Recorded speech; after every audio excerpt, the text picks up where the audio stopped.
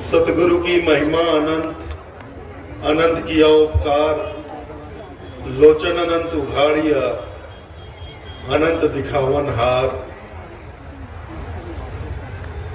मेरे हृदय मंदिर के आराध्य, मेरे सत्य पुरुष साहब कबीर के पावन चरण कमलों में कोटि कोटि बंदगी करते हुए पूज्य संत समाज और साहब के नेमी प्रेमी सभी भक्तजनों को सप्रेम साहेब बंदी।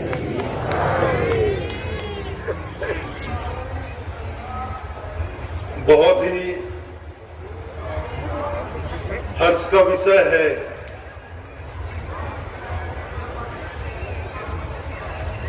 कि ग्राम लोलेसरा, जिला बेमेतरा, छत्तीसगढ़ में कबीर पंथ के 12वें वंश गुरु परम पूज्य पंश्री हजूर उग्र नाम साहब की स्मृति में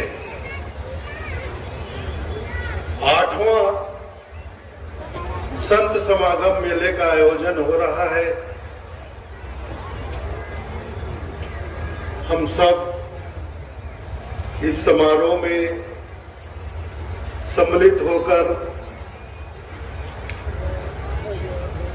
संतों के दर्शन का, सत्संग का लाभ प्राप्त कर रहे हैं,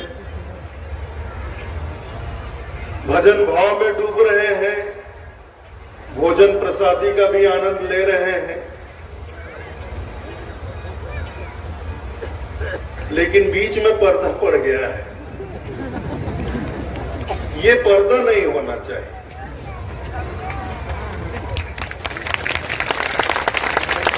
क्योंकि यहां पर भजन करने वाले बैठे हैं, पर्दे के उस पार भोजन प्रसादी, वो भी साहब का ही भोजन प्रसाद है, और यहाँ जो हो रहा है वो भी साहब का ही भजन है। तो वो पर्दा ना रहे तो भजन भाव में डूबे लोग भोजन प्रसादी ग्रहण करने वालों को देखते रहे, निहारते रहे, और उस तरफ जो भोजन प्रसादी ग्रहण कर रहे हैं वो इधर भजन भाव में डूबे हुए लोगों को देखते रहे। तो थोड़ा आनंद बढ़ जाता है। तो मुझे ऐसा लगता है कि भजन और भोजन के बीच में पर्दा नहीं होना चाहिए। बहुत सौभाग्य की बात है कि संत समागम मेले के 8वें आयोजन में आज हमारे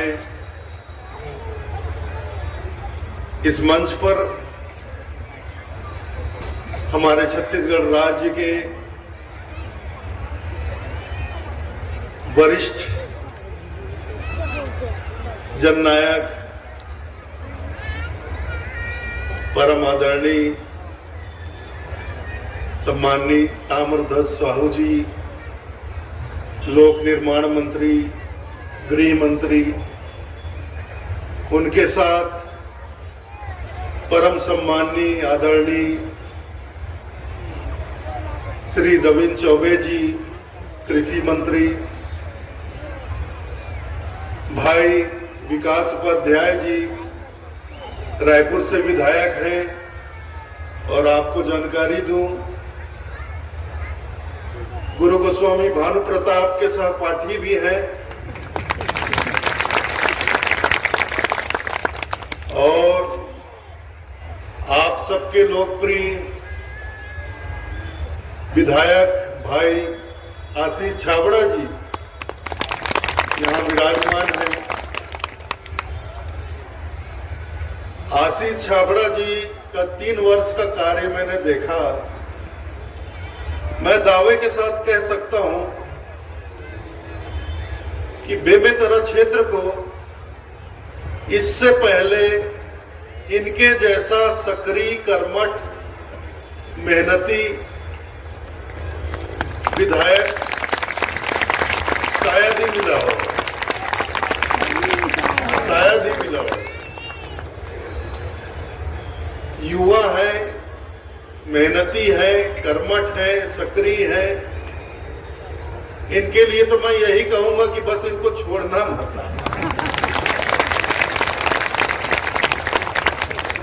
और ये सिर्फ कबीरपंथ की बात नहीं, ये पूरे क्षेत्र का बहुत अच्छे से ध्यान रख रहे हैं।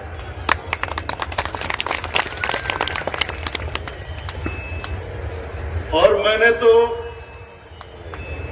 मेरा जो भी काम है, ये तो अभी 8 वर्ष से ये मेला क्षेत्र तैयार हुआ है, हो रहा है, आगे और भी होगा। हमारा कबीर धर्मनगर दामाखेड़ा है, जो सन 1904 से जहां मेले का आयोजन हो रहा है, मतलब 116 साल से बहुत विकास वहां भी हुआ है, काफी कुछ कार्य हुआ है। बस एक अंतिम कार्य के रूप में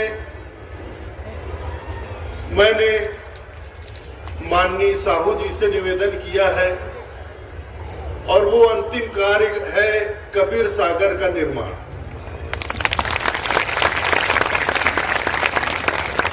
कि आप पर्यटन मंत्री भी हैं, आपके कार्यकाल में कबीर धर्मनगर दामाखेड़ा में कबीर सागर का निर्माण हो जाए।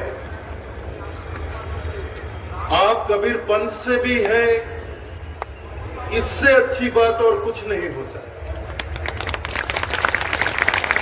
और बीच में मुलाकात हुई थी दामाखेड़ा में, तो मैंने निवेदन किया था कि ये कार्य आपके संकल्प से ही संभव है और कोई नहीं कर पाएगा, शासन में और कोई नहीं कर पाएगा। आपके संकल्प से ही कबीर सागर का निर्माण संभव है। तो इस दिशा में कार्य थोड़ा आगे बढ़ा है। अभी कुछ दिनों पूर्व पर्यटन विभाग के अधिकारीगण, हमारे बलौदा बाजार जिले के कलेक्टर साहब निरीक्षण के लिए, सर्वेक्षण के लिए दामाखेड़ा आए थे। साथ में आपके विधायक आशीष छाबड़ा जी भी आए थे। तो मुझे पूरा विश्वास है कि बहुत जल्द कबीर सागर का निर्माण कार्य सदगुरु कबीर साहब की कृपा से और आदरणीय साहू जी के संकल्प से प्रारंभ हो जाएगा।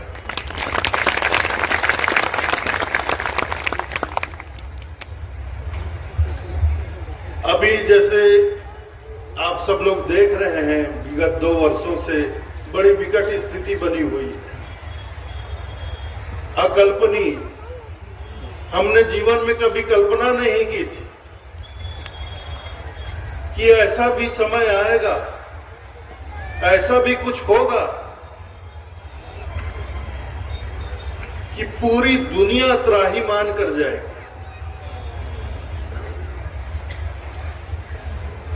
पहले 100 बरस पहले, 200 बरस पहले जो महामारी हुई, उसकी बातें तो सुनते हैं, पढ़ते हैं,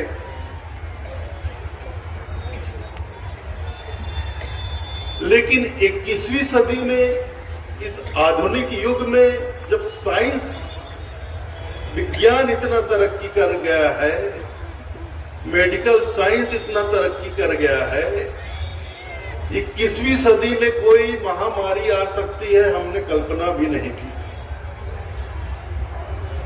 महामारी आ भी गई, 2 साल चल भी गई, और अभी 3 महीने से ऐसा लग रहा था कि जब सब कुछ ठीक हो गया, सामान्य हो गया, बस 1-2 महीने में ये महामारी खत्म हो जाएगी, ऐसे ही लग रहा था। अक्टूबर में, नवंबर में, दिसंबर में ऐसे ही लग रहा था। लेकिन अभी 1 हफ्ते में ऐसा विस्फोट हुआ है कोरोना का,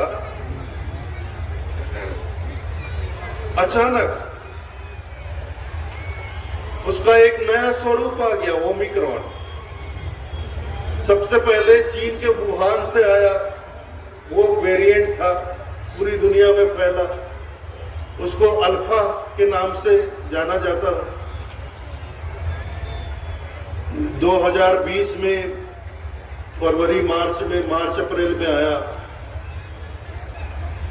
फिर 2020 के अंत में कुछ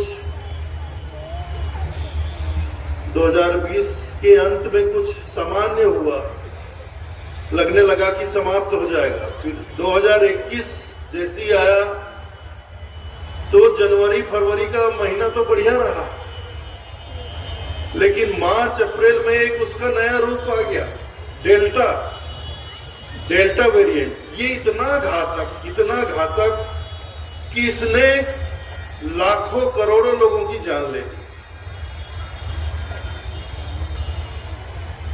हमारे अपने बीच के, हमारे नजदीकी, हमारे अच्छे अच्छे युवा साथी हमसे बिछड़ गए। ये डेल्टा वेरिएंट, डेल्टा के नाम से जो दूसरी लहर आए, इतना खतरनाक और घातक।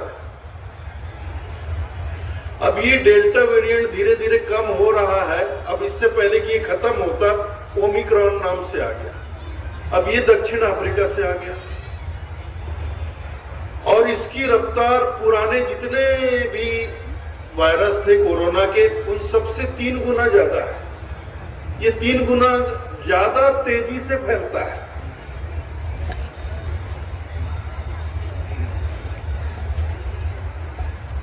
लेकिन थोड़ी सी राहत की बात यह है कि वैज्ञानिक कह रहे हैं, डॉक्टर कह रहे हैं, अभी जो ओमिक्रॉन नाम से जो नया वायरस कोरोना का आया है, ये उतना घातक नहीं है। इतना घातक नहीं है कि बहुत ज्यादा लोगों की जान ले ले। लेकिन भैया, वायरस तो वायरस है। वो सामान्य लगने वाला वायरस कब घातक हो जाए कह नहीं सकते। तो सावधानी ही सुरक्षा है। हमको सावधानी बरतनी है। हमको अपनी सुरक्षा स्वयं करनी है। खुद की सुरक्षा, अपने परिवार की सुरक्षा, अपने बाल बच्चों की सुरक्षा। किसी भी तरह से लापरवाही ना करें। पिछले बरस ये समारोह हुआ, उस समय मतलब 2021 में ये वायरस एक लहर तो गुजर चुका था, दूसरा कब जब आ जाए पता नहीं था। तो समिति चाहती थी कि मेला हो, लेकिन बहुत बड़ा खतरा था। लेकिन समिति वालों की हार्दिक इच्छा थी कि मेला हो। तो मैंने कहा कि आप लोगों की इच्छा है तो 2 दिन का मेला कर लो, लेकिन हम लोग कोई नहीं आएंगे। और हमारे दामाखेड़ा से पिछले मेले में कोई नहीं आया है। मेरे लिए बड़ी दुविधा हो जाती है।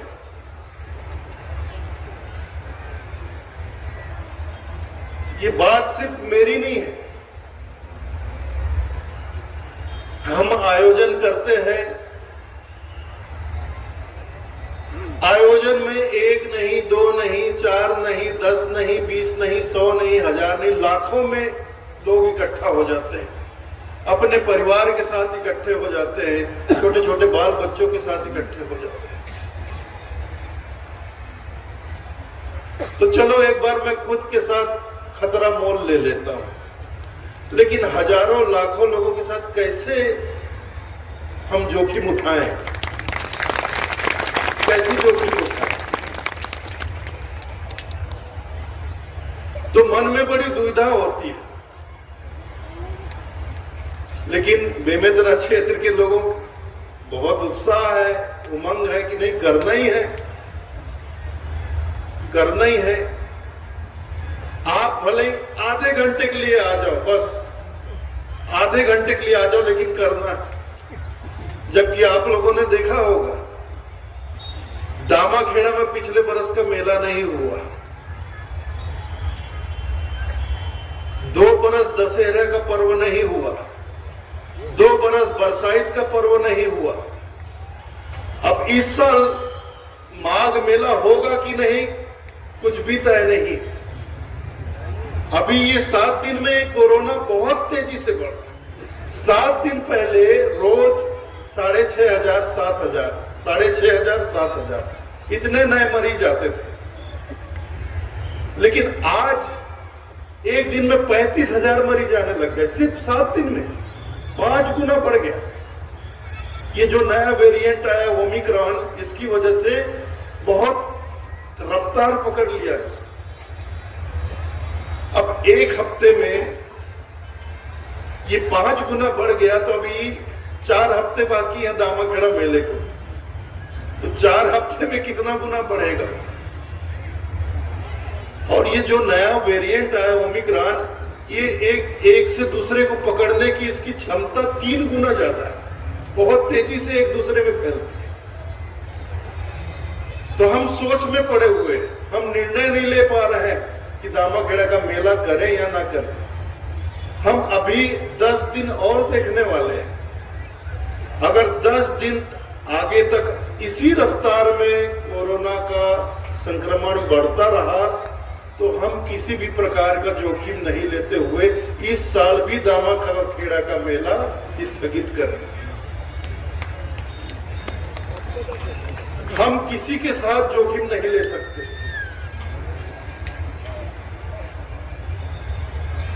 और लोलेसरा मेला और दामाखेड़ा मेला में भारी अंतर है। लोलेसरा मेला, ये जो आपका मेला है, इसमें 99% लोग क्षेत्रीय,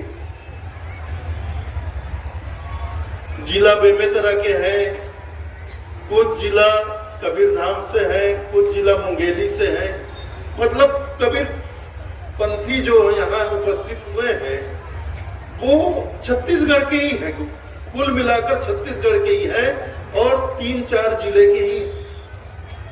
लेकिन दामाखेड़ा में जो मेला होता है उसमें 50% छत्तीसगढ़ के होते हैं, तो 50% लोग, कम से कम 15 से 16 राज्य के लोग आते हैं। 15 से 16 राज्य के लोग दामाखेड़ा मेले में आते हैं। और आप लोग टेलीविजन देखते हैं, न्यूज देखते हैं, समाचार देखते हैं कि अभी महाराष्ट्र में और दिल्ली में बहुत तेजी से फैल रहा है।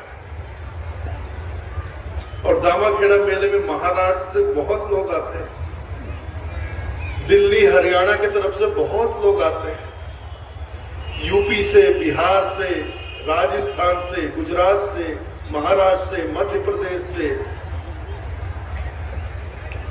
आपके झारखंड से, पश्चिम बंगाल से, नेपाल से, भूटान से, हरियाणा से, हिमाचल प्रदेश से, इतने राज्यों से लोग आते हैं।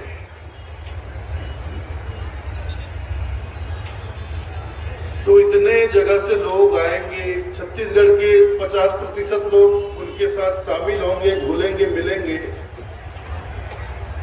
और अगर एकदम से छत्तीसगढ़ में उसके बाद कोरोना का विस्फोट हो गया, तो कोई हम पे दोष लगाए या ना लगाए, लेकिन हमें खुद को ये महसूस होगा कि इसके लिए हम दोषी हैं। हम ये मेला नहीं करते, बाहर से लोग नहीं आते, तो छत्तीसगढ़ में कोरोना इतना नहीं फैलता।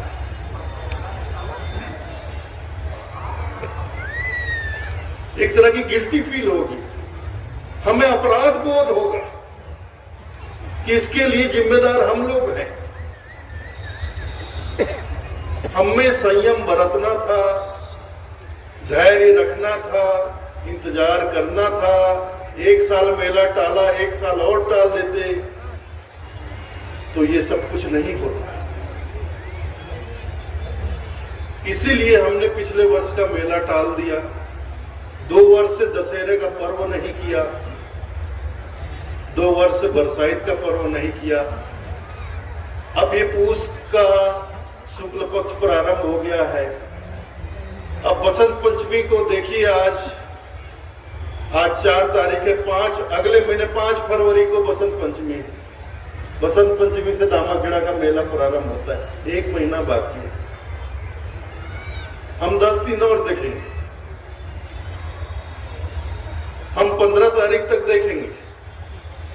अगर इसी गति से कोरोना आगे बढ़ती रही तो हम इस साल का मेला नहीं कर पाएंगे। हमारे लिए पहली प्राथमिकता है आप सबकी सुरक्षा। आप सब स्वस्थ रहें, ऐसा कुछ भी हमारे द्वारा ना हो जिसके कारण आप किसी भी तरह की मुसीबत में पड़े, संकट में पड़े। और पिछला जो कोरोना का वेरिएंट था डेल्टा, उसने जवान बच्चों को हमसे छीन लिया। बिल्कुल जवान 25 साल, 30 साल, 35 साल, 40 साल, 45 साल युवा लोग बहुत संख्या में हमसे बिछड़ गए। आज भी मैं आया यहां पर, मैं स्पष्ट कहता हूं, मैं सिर्फ प्रतीकात्मक रूप से समिति की हार्दिक इच्छा थी। पहले तो जब ये मेला तय हुआ धामाखेड़ा में, तो पहले तो मैंने कहा था कि मैं नहीं आऊंगा। मैं भानु प्रताप गोस्वामी को, सुलक्षणा देवी को भेज दूंगा, लेकिन मैं नहीं आऊंगा। लेकिन समिति की हार्दिक इच्छा थी कि कम से कम एक दिन आधे घंटे के लिए आ पाए, तो मैं टाल नहीं सका। तो आज भी जो मैं आपके सामने बैठा हूं यहां पर, मेरा आना हुआ, ये सिर्फ प्रतीकात्मक रूप से हुआ है।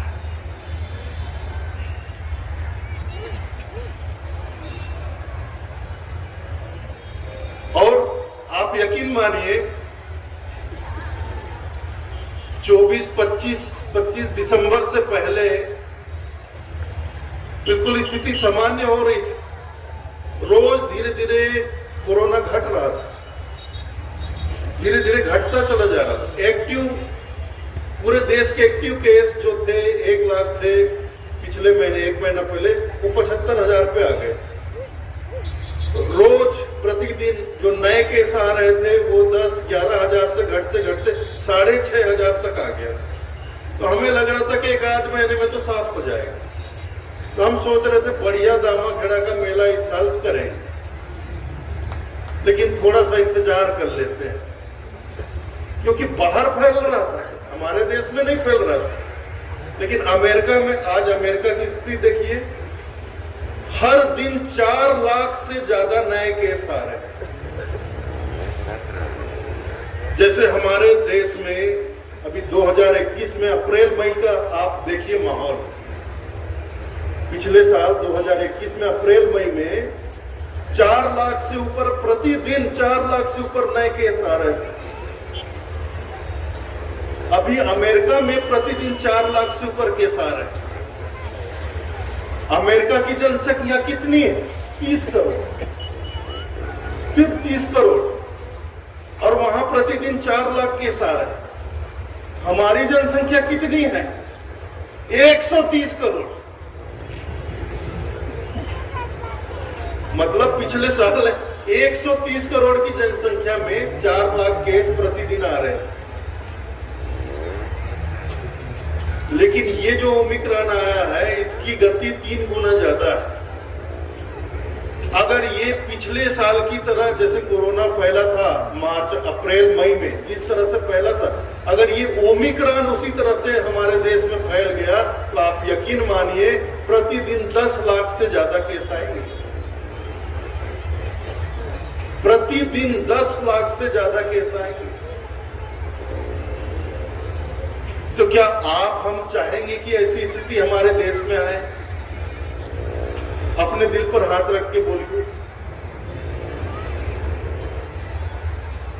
ये मेला ठेला है, बाजार हाट है, सर्कस है, तमाशा है, ये तो जीवन में हमने बहुत देखा है, बहुत इसके मजे लिए हैं।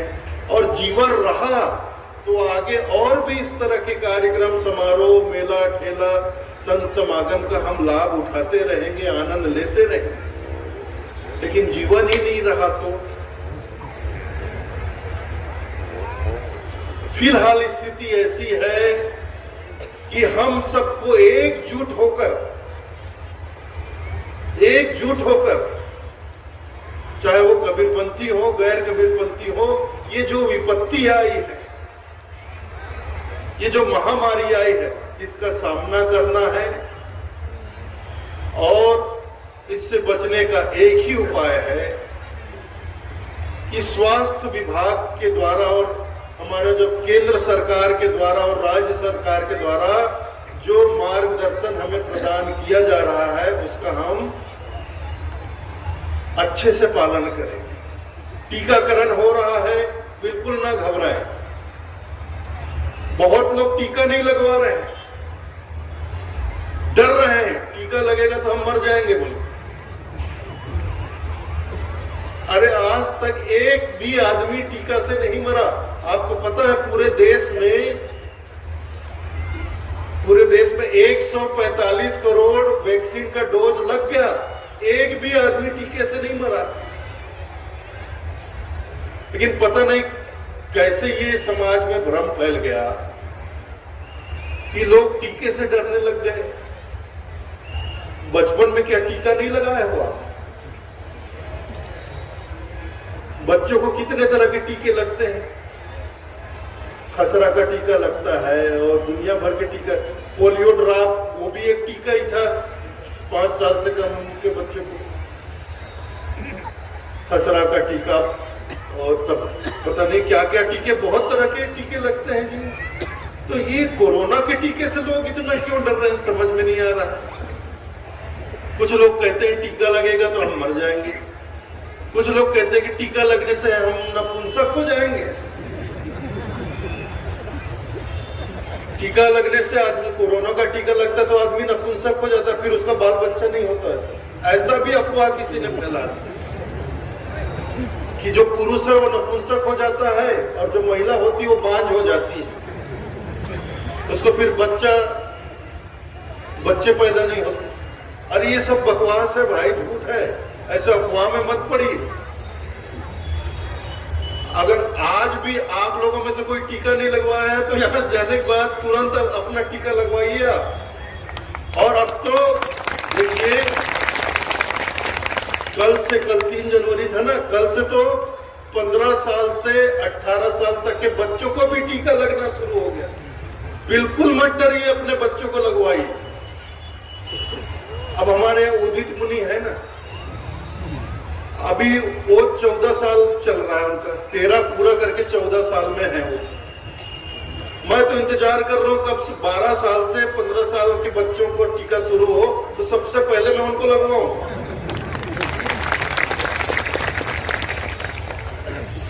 क्योंकि वो मेरे लिए सबसे बड़ी आफत है। उनको गेट के अंदर कैसे रोक कर रखता हूं ये मैं ही जानता हूं। वो कब कहां से निकलकर भाग जाते हैं बाहर दोस्तों के साथ।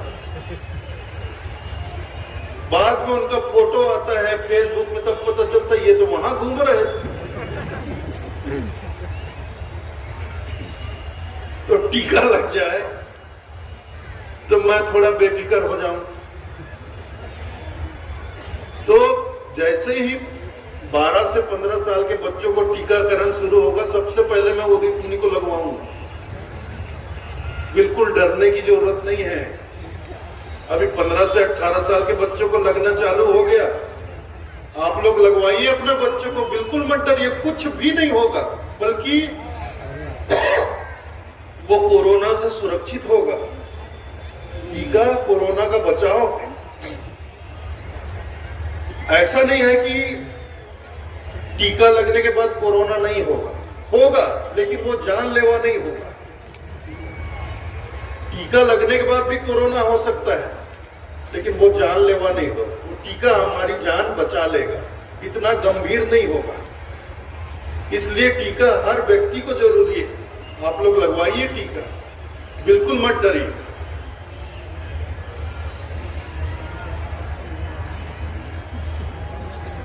और आप सब चाहते हैं ना कि ये कोरोना, ये महामारी जल्दी खत्म हो, दूर हो, पहले जैसा सब कुछ हो जाए। हम सब चाहते हैं कि पहले जैसा सब हो जाए, सब कुछ फ्री हो जाए, सब लोग पहले की तरह घूमे फिरे, इकट्ठा हो, जुड़े, हजारों में लाखों में जुटे, समारोह हो, बढ़िया मेला लगे। तो ये तभी संभव है भविष्य में जब हम एकजुट होकर इस महामारी का सामना करेंगे और स्वास्थ्य विभाग के द्वारा जारी जो भी गाइडलाइन है, जो भी हमें मार्गदर्शन दिया जा रहा है, उसका पालन करेंगे और एकजुट होकर कोरोना को हराएंगे। जब कोरोना हारेगा, कोरोना पूरी तरह से खत्म होगा, समाप्त होगा, तब जाके 2 साल पहले जैसा वातावरण था वैसा वातावरण फिर स्थापित हो। देखो आज क्या स्थिति है, हम किसी को मुंह दिखाने लायक नहीं रहे। ये देखो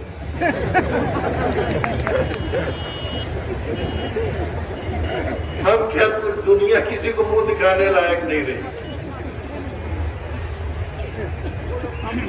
ऐसा इतिहास में दर्ज है, 1918 में पूरे दुनिया में ऐसा ही महामारी आया था, स्पेनिश फ्लू।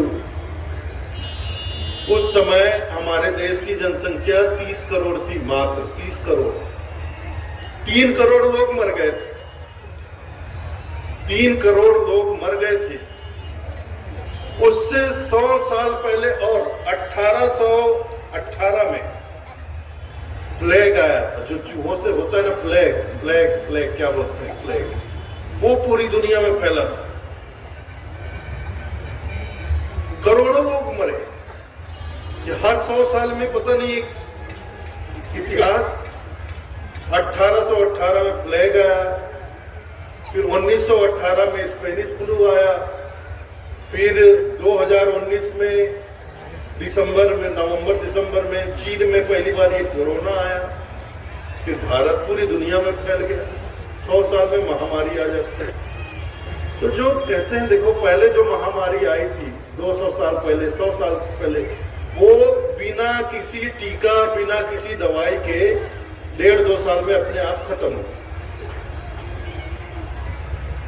1.5-2 साल में अपने आप खत्म हो गया। लेकिन ये कोरोना जो है, ये तीसरा साल शुरू हो गया और बढ़ते जा रहा है, खत्म नहीं हो रहा। सोचिए क्यों? पहले क्यों बिना वैक्सीन के, बिना टीका के, बिना दवाई के खत्म हो गया? अब इतना वैक्सीन चल रहा है, दवाई चल रही, फिर खत्म क्यों नहीं हो रहा?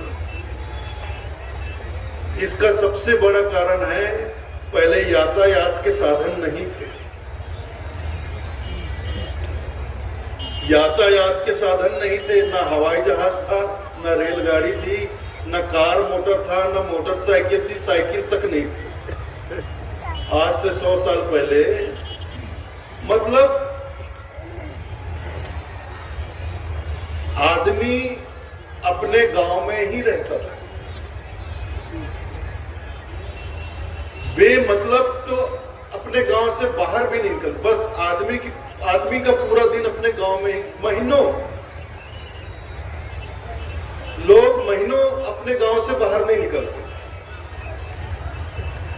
बहुत जरूरी हो, रिश्तेदारी में कहीं शादी ब्याह हो, या कहीं कोई किसी की रिश्तेदारी में, परिवार में किसी की मृत्यु हो गई हो, ऐसा कुछ अवसर आए, तभी आदमी अपना गांव छोड़कर दूसरे गांव जाता था।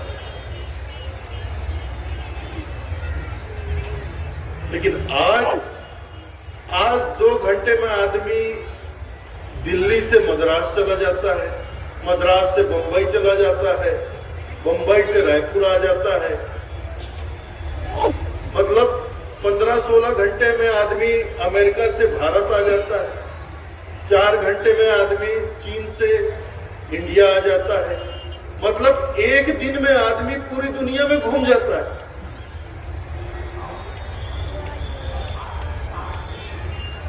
और उस जमाने में लोग एक ही जगह रहते थे, तो जिसको होना था होता था, वो एक जगह से दूसरी जगह फैलता नहीं था, क्योंकि लोग नहीं जाते। ये जो वायरस है, कीटाणु है, कोई भी, चाहे वो पहले स्पेनिश फ्लू आया, ये अपने आप से यात्रा नहीं कर सकता। अपने आप से यात्रा ये ज्यादा से ज्यादा कर सकता है तो 8 फुट 10 फुट, हद से हद 10 फुट से आगे अपने आप नहीं जा सकता। लेकिन आदमी के शरीर में सवार होकर ये हजारों किलोमीटर का सफर कर सकता है, हर जगह जा सकता है। तो पहले के लोग अपने गांव तक सीमित रहते। 20 कोस, पुराने जमाने में 20 कोस हमारी आखिरी सीमा होती थी। हम लोग गिनती करते हैं हमारे 20 कोस तक, 20 कोस के आगे हमारा कोई लेना देना नहीं होता। तो वहीं का वहीं ये महामारी पहले खत्म हो गई, लेकिन आज नहीं हो पा रही है क्योंकि आज आदमी घूम रहा है और बेमतलब घूम रहा है। आज यातायात के इतने साधन हो गए हैं, इतने हवाई जहाज है, रेलगाड़ियां हैं, गांव-गांव में कार है, जीप है, घर घर में मोटरसाइकिल है। और ऐसा भी नहीं है कि जरूरी काम से लोग घूम रहे, नहीं, बेमतलब लोग घूम रहे हैं।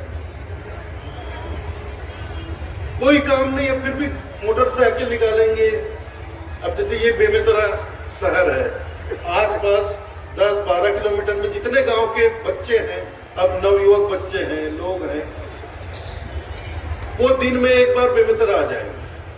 काम कुछ नहीं, चलो थोड़ा 1-8 घंटा बैठ के आ जाए तो बेमेतरा आ जाएंगे, किसी दुकान में बैठ जाएंगे, किसी होटल में बैठ जाएंगे, कई संगी साथियों के साथ बैठेंगे। काम कुछ नहीं, गपशप मारेंगे, एक आध कप चाय पिएंगे, थोड़ा नमकीन फाँक लेंगे, फिर वापस गए। तो घूम रहे हैं लोग बिना मतलब। इससे ये बहुत ज्यादा इस बार का तो 100 साल बाद महामारी आई है, इसीलिए बहुत ज्यादा फैल रही है और रुकने का नाम नहीं ले रही, थमने का नाम नहीं ले रही।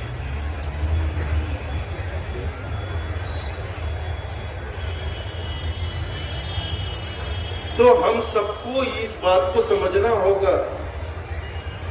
और हम सरकार को गाली देंगे, हम चाहे केंद्र सरकार को गाली दें, राज्य सरकार को गाली देने से क्या होता है? गाली देने से किसी समस्या का हल नहीं निकलता है। सरकार क्या करे? सरकार, अब वैज्ञानिकों ने वैक्सीन बनाया, सरकार ने एक-एक ब्लॉक तक, एक-एक पीएससी तक, प्राथमिक स्वास्थ्य केंद्र तक, एक-एक प्राथमिक स्वास्थ्य केंद्र तक टीका पहुंचा दिया। अब हम लोग ही वहां जाकर टीका नहीं लगवा रहे थे, इसमें सरकार क्या करे? केंद्र सरकार क्या करेगी? राज्य सरकार क्या करे?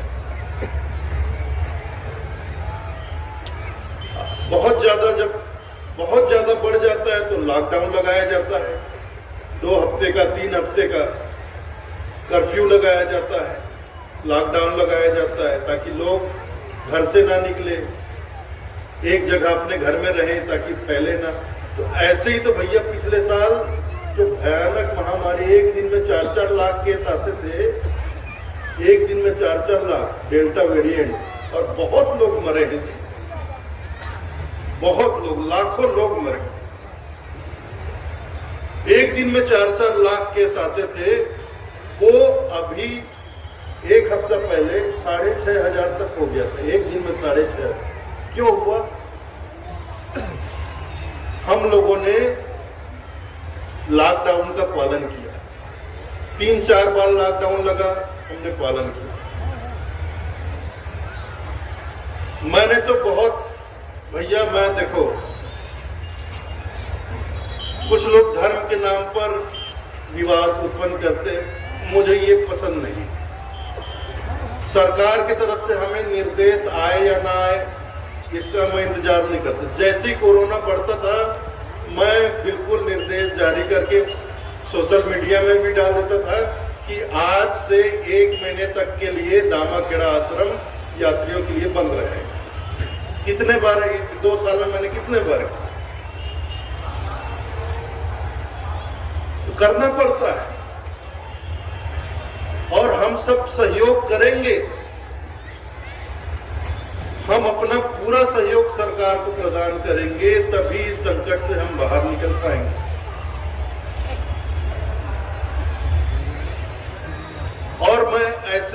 पर ऐसी परिस्थिति में, ऐसी स्थिति में इसके अलावा मैं आप लोगों से और क्या निवेदन करूं? सब सामान्य हो जाए, पहले की तरह सब अच्छा हो जाए, ये कोरोना महामारी खत्म हो जाए, उसके बाद तो फिर आगे होना ही होना है, होता रहेगा, ये रुकने वाला थोड़ी है। अब ये रुकने वाला नहीं, ये जो आपका लोलेसरा का मेला है ये रुकने वाला थोड़ी। एक मेला नहीं हुआ, 2 मेला नहीं हुआ, 3 मेला नहीं हुआ, इससे ये ऐसा थोड़ी है कि ये मेला खत्म हो जाएगा, नहीं होगा। जैसे ही कोरोना खत्म होगा मेला आगे बढ़ेगा, चलता चला जाएगा। आगे आने वाले दिनों में हम नहीं रहेंगे, हम नहीं रहेंगे, अभी के कार्यकर्ता हम लोग निकल जाएंगे, तो हमारे पीछे आने वाली पीढ़ी इस मेले को आगे बढ़ाएगी। दामाखेड़ा का मेला 116 साल से चल रहा है। 116 साल पहले हम लोग थे क्या? नहीं थे, तब भी मेला हुआ करता था, आज भी मेला हो रहा है। 4 पीढ़ी निकल गई, अब नई पीढ़ी आने वाली, वो मेला को आगे बढ़ाएंगे। तो ये रुकेगा नहीं। अगर 1 आध साल, 2 साल, 3 साल इसको जनहित में क्या, खुद की रक्षा के लिए, अपने बाल बच्चों की रक्षा के लिए ये टालना पड़े, तो इसको मतलब किसी प्रकार के किसी को दुख नहीं होना चाहिए। तो अफसोस करने वाली कोई बात नहीं कि होना था यार, होना था यार, रोकना नहीं था, होना था। ये समझदारी वाली बात नहीं। हमको समझदारी से कार्य करना है। तो मैं यही निवेदन, अभी ऐसे माहौल में तो मैं यही निवेदन कर सकता हूं आप लोगों से, और हाथ जोड़कर निवेदन करता हूं आप सभी लोगों से। यहाँ कबीरपंथी जितने लोग बैठे हुए हैं या जो गैर कबीरपंथी भी मुझे सुन रहे हैं, उनसे भी मैं हाथ जोड़कर निवेदन करता हूं कि इस महामारी को खत्म करने में आप अपना पूर्ण सहयोग सरकार को, राज्य सरकार को, केंद्र सरकार को, स्वास्थ्य विभाग को पूरी तरह से अपना सहयोग प्रदान करिए और इस महामारी को खत्म करिए। खत्म करेंगे इस महामारी को, तभी भविष्य सुरक्षित होगा, हमारे बाल बच्चे आगे सुरक्षित रहे। तो मैं और ज्यादा समय आपका नहीं लूंगा। यही विनती करते हुए मैं आप लोगों से आज्ञा चाहूंगा। अब अगले बरस क्या माहौल होगा, कैसा माहौल होगा? वैसे तो कह रहे हैं कि ओमिक्रॉन हल्का है, ज्यादा गंभीर रूप से बीमार नहीं करता है, लेकिन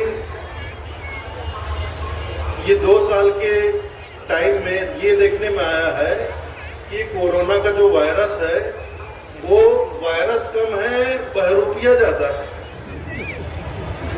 घड़ी घड़ी अपना रंग रूप बदल रहा है, अपना स्वभाव बदल देता है।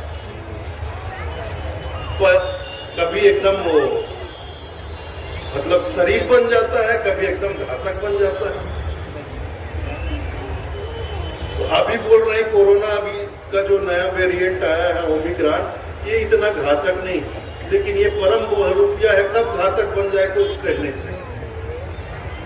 इसलिए हल्के में मत लीजिएगा। आप सब अपना बहुत ध्यान रखिए, अपने परिवार का बहुत ध्यान रखिए, और विशेषकर अपने छोटे छोटे बाल बच्चों का तो बहुत ध्यान रखिए, बहुत ध्यान रखिए। जो नारा दिया गया है 2 गज की दूरी, मास्क है जरूरी, थोड़ा सा आपस में दूरी बनाकर रखें। ये 2 गज की दूरी क्यों कहा गया पता है आपको? ये जो वायरस है, जिसको जैसे मुझे हुआ है, तो मैं खांसूंगा या मुझे छींक आ गई, तो खांसूंगा तो मेरे मुंह से बिल्कुल छोटे छोटे ऐसे थूक के कण निकलते हैं, जो दिखता नहीं आंखों से।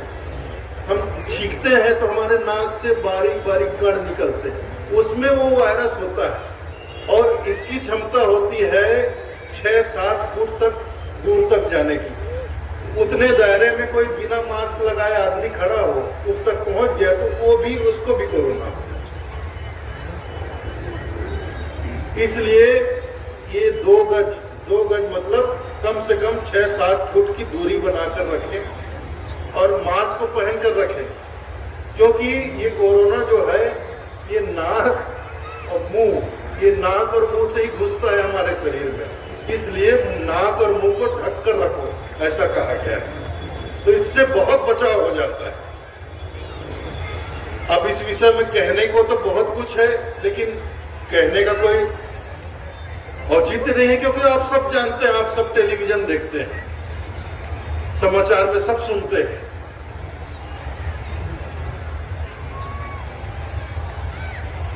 लेकिन पालन नहीं करते, बस यही थोड़ी सी कमी रह जाती है।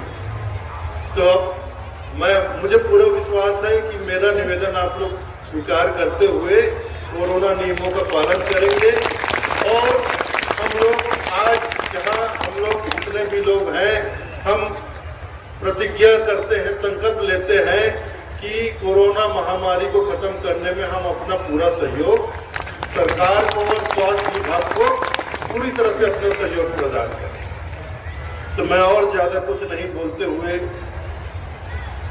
ये मेला समिति ने पर्चा थमाया है मुझे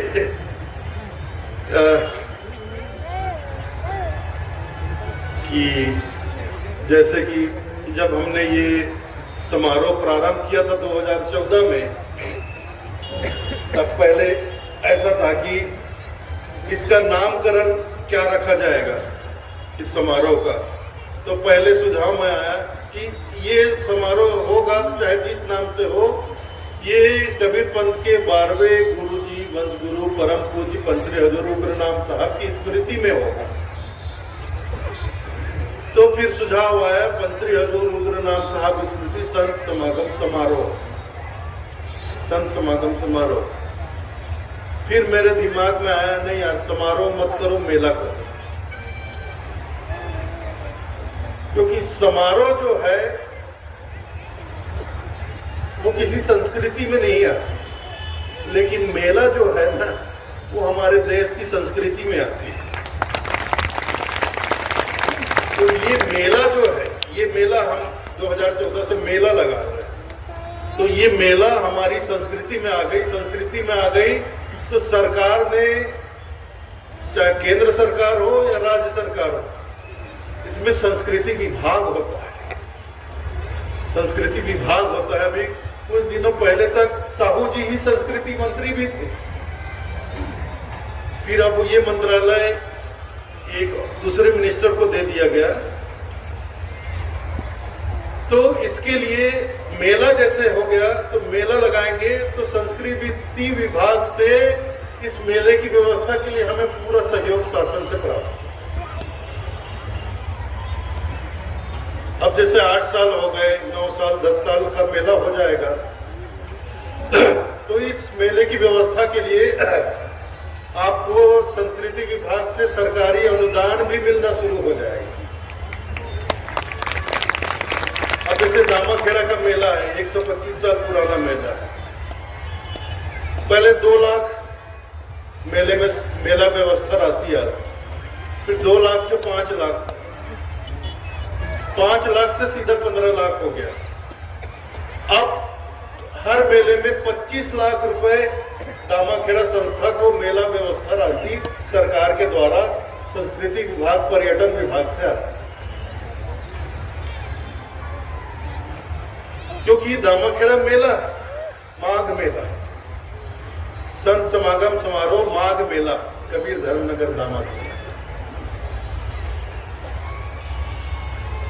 तो ये है कि आप लोगों को भी, साहू जी के पास रहता तो अभी कृपा हो जाती, इसी साल से कृपा हो जाती, लेकिन चाहे तो कृपा हो सकती है मेला समिति को। और एक इसमें लिखा गया है, माननीय मुख्यमंत्री महोदय जब 2 बरस पहले यहाँ पधारे थे, तब मैंने अपने छत्तीसगढ़ के सम्माननीय मुख्यमंत्री महोदय से निवेदन किया था कि मेला स्थल की इस बाजू में इधर इस तरफ रोड है, ये हमने हाईवे से ये मेला इतना, ये लगभग 600 फीट गहरा है।